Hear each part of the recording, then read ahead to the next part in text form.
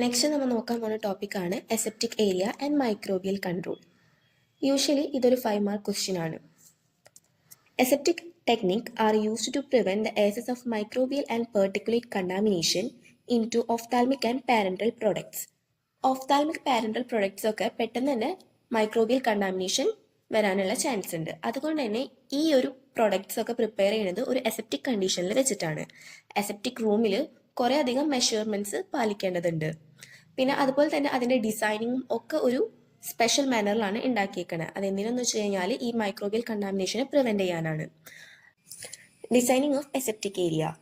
Production of sterile products should be carried out in A clean environment with a limit of environmental quality of microbial and dust particle contamination. നമ്മൾ use ചെയ്യുന്ന ഈ മെഡിക്കമെന്റ്സിന്റെ ഒക്കെ production നടക്കുന്നത് ഒരു sterile എൻവിറോൺമെന്റിലായിരിക്കണം. ആ ഒരു എൻവിറോൺമെന്റിൽ microbial കണ്ടാമിനേഷന്റെ presence പാടില്ല. Okay, the production area is divided into these: clean area, preparation area, aseptic area, quarantine area, packaging area. ഇങ്ങനെ 5 ഏരിയകളായിട്ടാണ് പ്രൊഡക്ഷൻ ഏരിയനെ ഡിവൈഡ്. ഈ ഏരിയനെ തന്നെ എ ബി സി ഡി എന്ന് പറഞ്ഞ ഗ്രേഡുകളായിട്ട് ഡിവൈഡ് ചെയ്തിട്ടുണ്ട്. നെക്സ്റ്റ് നമ്മൾ പറയുന്നത് അസെപ്റ്റിക് ഏരിയയിൽ ഫ്ലോർ, വോൾ, സീലിംഗിനെ പറ്റിയിട്ടാണ്.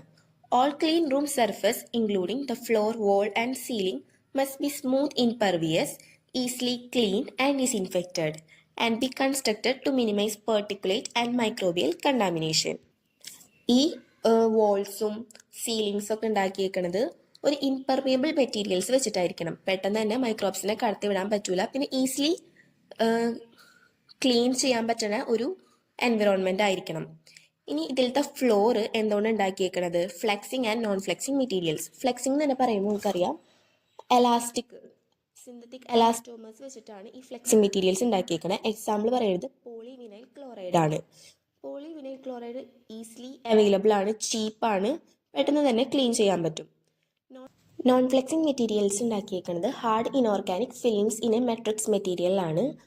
അവരുടെ പ്രത്യേകത എന്താണെന്ന് വെച്ചാൽ കെമിക്കൽ, സോൾവെന്റ്സ്, ക്ലീനിങ് ഫ്ലൂയിഡ്സിനൊക്കെ ആയിട്ട് റെസിസ്റ്റ് ചെയ്ത് നിൽക്കാനായിട്ടുള്ള കഴിവുണ്ട്. ഇനി വോൾസ് ഉണ്ടാക്കിയേക്കുന്നത് ഫയർ റെസിസ്റ്റന്റ് മെറ്റീരിയൽസ് വെച്ചിട്ടാണ്, പെട്ടെന്ന് തീ പിടിക്കാത്ത മെറ്റീരിയൽസ് വെച്ചിട്ടാണ് ഉണ്ടാക്കിയിരിക്കുന്നത്. എക്സാമ്പിളായി പറയുന്നത് സ്റ്റെയിൻലെസ് സ്റ്റീൽ ഗ്ലാസ് ആണ്. Ceilings are sealed to prevent the entry of microbial contaminants. Ceilings ഒക്കെ സീൽ ചെയ്ത് വെച്ചിട്ടുണ്ട്. പിന്നെ അതുപോലെ തന്നെ കുറേ ഷെൽഫുകളും അങ്ങനത്തെ കബോർഡ്സ് ഒക്കെ എന്താ മസ്റ്റ് കെപ്റ്റ് ടു മിനിമം. അത് കുറച്ച് അങ്ങനെയൊക്കെ ഉണ്ടാക്കുമ്പോൾ കുറച്ചുണ്ടാക്കുക, കാരണം അവിടെയൊക്കെ കണ്ടാമിനേഷൻസ് ഒക്കെ വന്നിരിക്കാൻ നല്ല ചാൻസ് ഉണ്ട്. സർവീസസിനെ പറ്റിയിട്ടാണ്. ഡോറും വിൻഡോസും ഒക്കെ വാൾസിന് സെയിം സർഫസിലായിരിക്കണം. Doors and windows should fit flush with walls. പിന്നെ വിൻഡോസ് നിർബന്ധമില്ല, അഥവാ തന്നെ ഇനി ആവശ്യമാണെങ്കിൽ വിൻഡോസ് വെന്റിലേഷന് വേണ്ടി വെക്കരുത്, അതായത് എയർ പാസേജിന് വേണ്ടി വെക്കരുത്. ഇലുമിനേഷന് വേണ്ടിയിട്ടാണ് വെക്കേണ്ടത്, അതായത് വെളിച്ചം കിട്ടാൻ വേണ്ടിയിട്ടാണ് വിൻഡോസ് വെക്കേണ്ടത്, എയർ ഫ്ലോയ്ക്ക് വേണ്ടിയിട്ടല്ല. അതുപോലെ തന്നെ ഡോറ് മെയിൻറ്റെയിനിങ് പോസിറ്റീവ് പ്രഷർ, അതായത് ഇപ്പോൾ മൈക്രോബിയൽ കണ്ടാമിനേഷൻ ഉള്ളിടത്തു നിന്ന് എക്സ്റ്റേണൽ സർഫസിലേക്ക് പാസ് ചെയ്യണ രൂപത്തിലായിരിക്കണം. പോസിറ്റീവ് പ്രഷർ എയർ ഫ്ലോ ആയിരിക്കണം ഡോറ് മെയിൻറ്റെയിൻ ചെയ്യേണ്ടത്. അതുപോലെ തന്നെ അത് സെൽഫ് ക്ലോസ് ആയിരിക്കണം.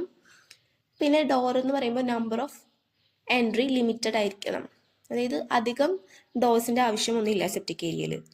പൈപ്സ് ഉണ്ട്, പൈപ്സ് ഒക്കെ വോൾസ് ആയിട്ട് നല്ലോണം സീൽ ചെയ്ത് വെക്കണം.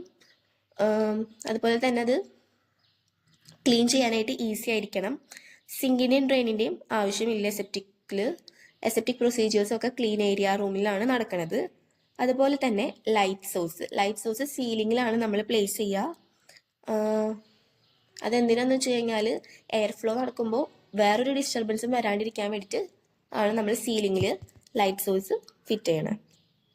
നെക്സ്റ്റ് പറയുന്നത് അസെപ്റ്റിക് ഏരിയയിലെ ക്ലോത്തിങ്ങിനെ പറ്റിയിട്ടും പേഴ്സണൽ ഹൈജീനെ പറ്റിയിട്ടൊക്കെയാണ്. അവിടെ വർക്ക് ചെയ്യുന്ന ഓപ്പറേറ്റേഴ്സിന് ഗുഡ് ഹെൽത്ത് ആയിരിക്കണം, ഫ്രീ ഫ്രം ഡെർമറ്റോളജിക്കൽ കണ്ടീഷൻസ് ആയിരിക്കണം. കാരണം ഈ സ്കിന്നിൽ നിന്ന് പെട്ടെന്ന് തന്നെ മൈക്രോബിയൽ കണ്ടാമിനേഷൻ ഉണ്ടാവും, അങ്ങനെ അത് പ്രൊഡക്റ്റിനെ കണ്ടാമിനേറ്റ് ചെയ്യും. ഇനി ഈ ഓപ്പറേറ്റേഴ്സ് കാരണം വരുന്ന കണ്ടാമിനേഷനെ എങ്ങനെ കൺട്രോൾ ചെയ്യാന്ന് വെച്ചാൽ ഓപ്പറേറ്റേഴ്സിന്റെ എണ്ണം കുറയ്ക്കുക, അതുപോലെ തന്നെ അവരുടെ മൂവ്മെന്റ്, അങ്ങോട്ടും ഇങ്ങോട്ടുള്ള മൂവ്മെന്റ് കുറയ്ക്കുക, അവർക്ക് ഒരു സ്യൂട്ടബിൾ ആയിട്ടുള്ള ക്ലോത്തിങ് നൽകുക. ഈ ക്ലോത്തിങ് എന്ന് പറയുന്ന സംഭവം സ്റ്റെറിലൈസ് ചെയ്തതായിരിക്കണം. അതിനെ ഇടയ്ക്കിടയ്ക്ക് പോയിട്ട് സ്റ്റെറിലൈസ് ചെയ്യണം മോയ്സ്ചർ ഹീറ്റിൽ വെച്ചിട്ട്. അല്ലെങ്കിൽ എത്തിലീൻ ഓക്സൈഡ് സ്റ്റെറിലൈസേഷൻ, കെമിക്കൽ സ്റ്റെറിലൈസേഷനിലെ ഒരു പാർട്ടാണ് എത്തിലീൻ ഓക്സൈഡ് സ്റ്റെറിലൈസേഷൻ. പിന്നെ ഈ ഓപ്പറേറ്റേഴ്സ് എന്തൊക്കെയാണ് ചെയ്യേണ്ടത്? അവർ ഗ്ലൗസ് ധരിക്കണം, പിന്നെ ക്യാപ്പ് വേണം, ഫേസ് മാസ്ക് വേണം, ഫുഡ് വെയർ വേണം.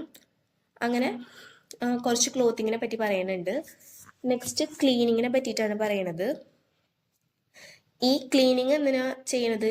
ഇനി എന്തെങ്കിലും അവിടെ മൈക്രോബിയൽ കണ്ടാമിനേഷൻ ഉണ്ടെങ്കിൽ തന്നെ അതിനെ കില്ല് ചെയ്യാൻ വേണ്ടിയിട്ട് അല്ലെങ്കിൽ അതിനെ റിമൂവ് ചെയ്യാനായിട്ടാണ് ക്ലീനിങ് ചെയ്യണത്. ക്ലീനിങ് ഏജൻസ് ആയിട്ട് യൂസ് ചെയ്യുന്നത് ഡിറ്റർജൻറ്റ്, ആൽക്കലൈൻ ഡിറ്റർജൻറ്റും അയോണിക് ഓർ നോൺ അയോണിക് സർഫെക്റ്റൻസും ആണ്.